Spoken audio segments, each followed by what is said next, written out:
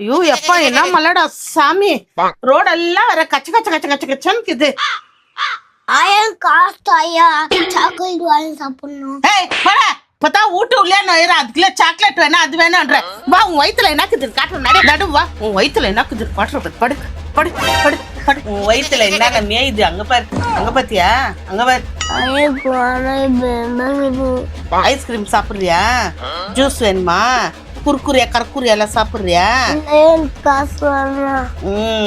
சொல்ற பாரு அங்க பாரு அங்க பாரு.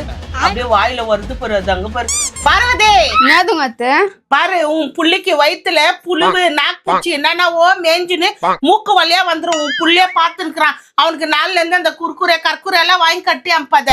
எதுனா பழங்க கட் பண்ணி டிஃபின் பாக்ஸ்ல போட்டு அனுப்பு. தெரியுதா?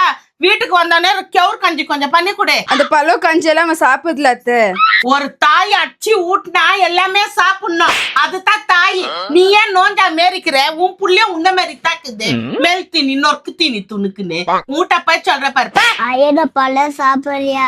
அம்மா திட்டாத. பாரு உன் புள்ளிய எந்த இடத்துலயும் உன்னை விட்டு கொடுக்காத பேசுது. நீயோ கீழிய